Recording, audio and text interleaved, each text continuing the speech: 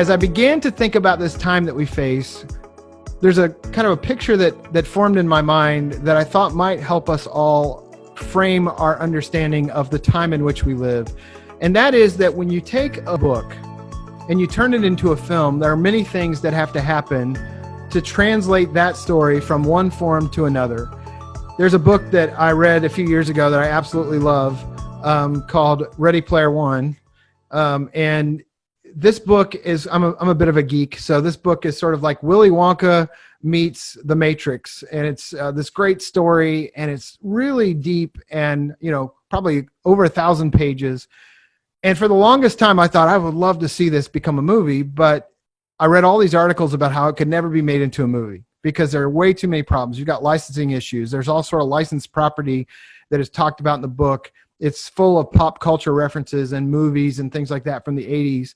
You've got story issues, like you can't turn a 1,000-page book into a 2-hour movie, so how could you tackle that problem? Then you've got issues around audience who understand all of the pop culture stuff, but a movie audience might not. And for the longest time, they said this can never be made into a film. And then Steven Spielberg stepped forward and said, I'm interested in this project, and guess what? They turned it into a film, because with Steven Spielberg involved, all the property said, well, hey, if Steven's making the movie, we would love to be a part of it too. And so the allowances were made to make this movie. And so I want to talk about some of the very important things that have to happen in order to translate our old story into the new time. We can't just do what we've always done. It can't just be business as usual with the camera in the back of the room. We have to translate that story for a new day and a new time. Now, here's the great news, the great opportunity that is a part of this translation that may happen. There are many folks that would never walk into the library, that would never walk into the bookstore and purchase Ready Player One and read it. But there are a lot more people that will go to the movie theater and watch the film. And I would like to think that people who see the movie and fall in love with the movie, when they hear there's a book, would go and purchase the book after seeing the film. So I think we have this great opportunity right now. If we translate the old story into a new format that works for this time, some folks are going to go back and buy the book. In other words, some folks are going to come back and be a part of what we're doing when we return to gathering in worship together in person. So I hope that helps you frame your thinking. We're going to talk about some of those translations that have to happen in order to convert a story in that way from book to film. So first is that you have to consolidate the story.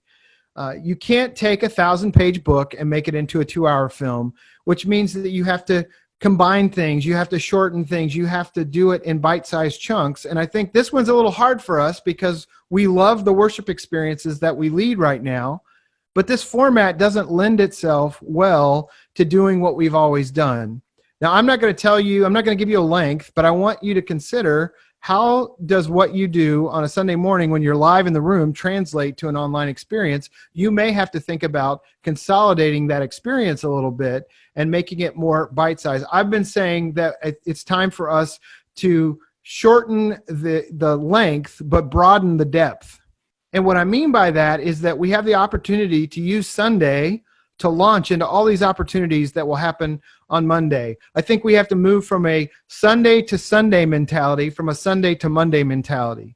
And what I mean by that is that it used to be that we would try and earn a return visit. So Sunday morning, we'd put all this time, effort, and attention into creating a Sunday experience, and we'd hope that if we did well enough, people would come back next Sunday.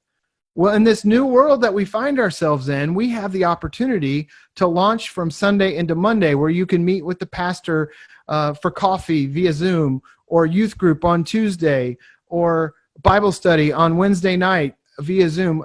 The most exciting thing that's come from all this, in my view, is that we are gathering with people in ways that we haven't done in the church for a very long time, without just a Sunday focus, but an entire week focus. If you feel like, Jason, I just feel like we're called to do what we've been doing all along and do the entire service as it has been done, sing multiple songs, sing them in their entirety, I would say more power to you. That's a choice to make. But here's something to consider if you do that. What might it look like if you repurpose that service after it's over, so there are bite-sized chunks that people can share. So maybe that 10-minute, 10 minutes might be a little short for you, but maybe if you have a sermon that is bite-sized that I can share on my social media, because on Tuesday, I'm not going to sit and watch an hour-long service, but if you have a message that's 10 minutes that can help me get through my week or see God's presence in the moment that I'm living in, I will pass that on to my friends. We might start to think about how do we create kind of TED Talk style moments in the worship that we create. And those can be within an hour if you want, but then segmented out and repurposed throughout the week. So start to think about how do we go from Sunday to Sunday into Sunday to Monday.